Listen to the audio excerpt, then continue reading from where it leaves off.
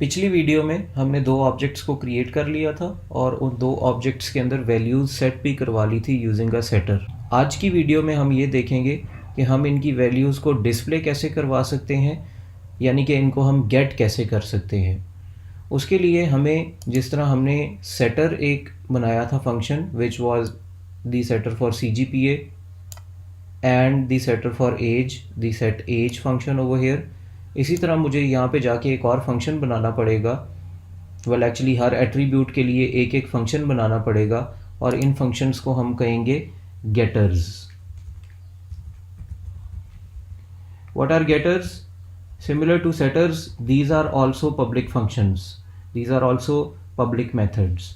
तो these are public methods मुझे लिख लेने दीजिए यहाँ पे। What are they used for? These are used to get the values of private और protected attributes। अभी हम protected की बात नहीं कर रहे attributes की, बट आगे जाके हम यहाँ पे protected attributes के लिए भी getters लिखा करेंगे। जो आपके setters थे they were void functions, but these functions are value returning functions। Her value returning function की कोई ना कोई return type होती है और इस केस में जो return type होगी that is equal to the data type of your attribute. किस एट्रीब्यूट की डेटा टाइप? जिसका आप गेटर लिखना चाह रहे हैं। फॉर एग्जांपल अगर हम यहाँ पे एज का गेटर लिखना चाहें तो एज की डेटा टाइप हमें देखनी पड़ेगी। एज की data type over here is integer, इसलिए हम यहाँ पे रिटर्न टाइप गेटर की बनाएंगे एज इंटीजर। कन्वेंशनली गेटर्स का नाम स्टार्ट होता है गेट से और गेट के बाद आप लिखेंगे एट्रीब्यूट का नाम। For example in case of age the getter of age would be get age. Similarly for CGPA the getter of CGPA would be get CGPA। अगर आप नाम का भी लिखना चाहते हैं यहाँ पे तो that would be gate name. मैंने यहाँ पे 3 गेटर्स इसलिए बनाए हैं क्योंकि मेरे पास यहाँ पे 3 एट्रीब्यूट्स हैं और हर एट्रीब्यूट का अलग-अलग गेटर यहाँ पे आप बनाएंगे। अब यहाँ पे सिर्फ पैरामीटर्स रह गए यहाँ पे इस फंक्शन के, and there are no parameters to the function.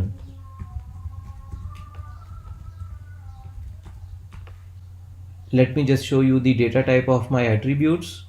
As का इंटीजर है, CGPA का फ्लोट है और नेम का कैरेक्टर पॉइंटर है।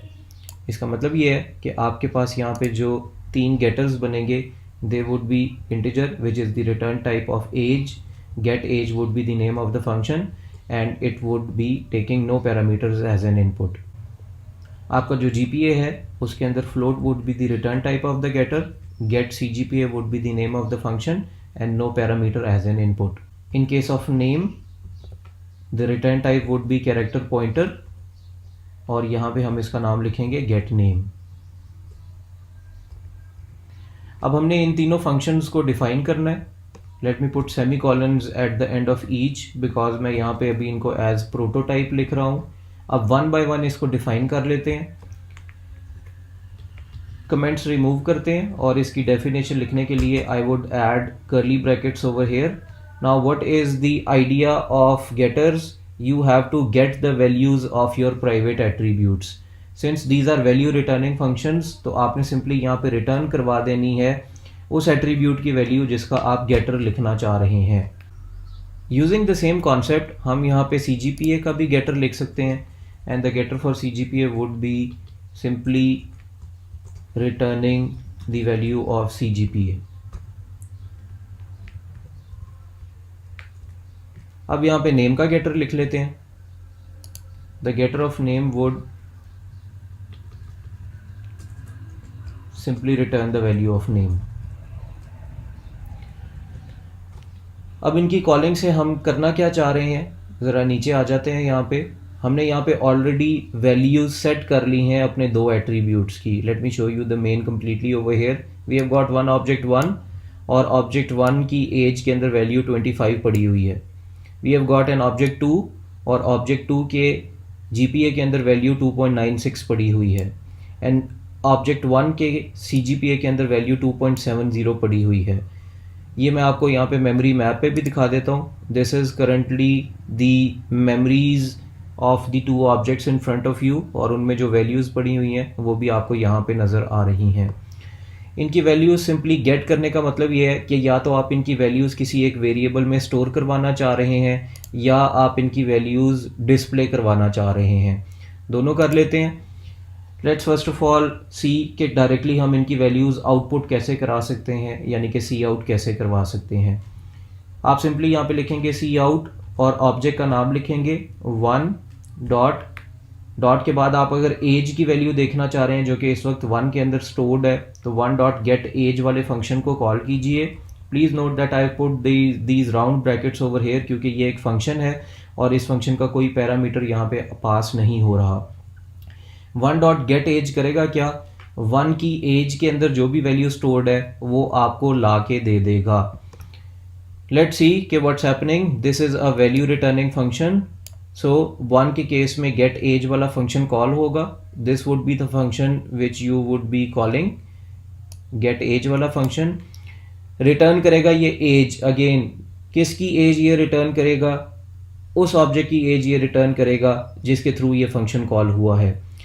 Let me just go again to my function calling, और फंक्शन कॉलिंग में आप ये देख सकते हैं कि मैंने 1 के थ्रू गेट एज को कॉल किया है, तो रिटर्न करके आपको वैल्यू मिलेगी the value of age which is stored in case of object 1। Let me just highlight it to you कि मैं किस एज की बात कर रहा हूँ। Let's highlight it using the green colour. Age is equal to 25, यहाँ पे आपको वैल्यू स्टोर्ड मिल रही है इन केस ऑफ 1। तो लेट्स नाउ जस्ट सी के 1 डॉट गेट एज आपको आउटपुट क्या दे रहा है। कंट्रोल F5 क्लिक कीजिए, चलाइए अपने प्रोग्राम को, और आप देखेंगे ये कि यहाँ पे आपको आउटपुट जो मिल रही है दैट इज़ 25, क्योंकि 1 के एज के अंदर जो वैल्यू स्टोर्ड है that is 25। We can do the same in case of let's say getting the value of 2 का CGPA एंड 1 का CGPA। Let's do it 1 by 1। आप इन वैल्यूज़ को किसी वेरिएबल में स्टोर भी करवा सकते हैं। फॉर एग्जांपल मैं यहाँ पे एक फ्लोटिंग पॉइंट का वेरिएबल ले रहा हूँ जिसका नाम मैं फिलहाल टेम्प रख रहा हूँ। फॉर एग्जांपल आप टेम्पररी वेरिएबल में इस वैल्यू को स्टोर करवाना चाह रहे हैं, और लेट से आप 2 के CGPA की वैल्यू गेट करना चाह रहे हैं, तो सिंपली 2 डॉट सेट CGPA यहाँ पे फंक्शन कॉल कीजिए। ये आपको रिटर्न करेगा 2 के GPA के अंदर जो भी वैल्यू स्टोर्ड है, और वो स्टोर कहाँ पे करवाएगा, एक वेरिएबल टेम्प के अंदर। लेट्स जस्ट सी कि 2 के CGPA के अंदर वैल्यू क्या स्टोर्ड है। Let me highlight it again using a green colour. Already मैंने यहाँ पे रेड से उसको हाईलाइट किया हुआ है, but again for the sake of understanding let's highlight it again. 2 के CGPA के अंदर वैल्यू 2.96 स्टोर्ड है। Let's now run the program again and see कि क्या आउटपुट आती है। पहले इस केस में आपको टेम्पररी वेरिएबल की आउटपुट इसलिए नहीं मिलेगी क्योंकि आपने इसको सी आउट में डिस्प्ले नहीं करवाया। If you want to do it you will have to write a cout statement after this। For example हम यहाँ पे लिख लेते हैं cout temp is equal to, और फिर temp की वैल्यू आउटपुट कर लेते हैं। तो लेट्स सी कि इस केस में क्या आउटपुट आती है। The expected output is the value of 2 के CGPA की, and that is 2.96, and the value that you get in this case is 2.96 in fact. इसी तरह अगर आप चाहें तो सी आउट करवा सकते हैं 1 के CGPA की वैल्यू। उस केस में आप लिखेंगे 1 dot gate CGPA, round brackets यहाँ पे डालेंगे जिसके अंदर आप कोई पैरामीटर पास नहीं करेंगे। Let's output it, and the output that you get in this case is 2.7 because the value that is stored in that attribute is 2.7। तो ये है सिंपल गेटर्स का कॉन्सेप्ट। हम अब अपनी अगली वीडियो में ये देखेंगे कि नेम जिसका हमने सेटर नहीं लिखा उसका हम सेटर कैसे लिखेंगे। If I may please repeat it. हमने यहाँ पे सेट एज का फंक्शन लिख लिया है which is setting the value of age. हमने यहाँ पे सेट CGPA का फंक्शन लिख लिया है। हमने तीनों के गेटर्स भी लिख लिए हैं, तीनों एट्रीब्यूट्स के, क्योंकि हमारे पास इस एग्जांपल के अंदर 3 एट्रीब्यूट्स मौजूद हैं। गेट एज भी आपके पास यहाँ पे है, गेट CGPA भी है, गेट नेम भी है, बट इस वक्त मैंने यहाँ पे जो नेम है उसका सेटर नहीं लिखा। उसका सेटर मैंने क्यों नहीं लिखा, क्योंकि ये एक पॉइंटर है, और पॉइंटर के केस में आपको ख़ास ख्याल रखना होता है जब आप पॉइंटर्स की वैल्यूज़ को सेट करते हैं। Thank you very much, see you in the next video.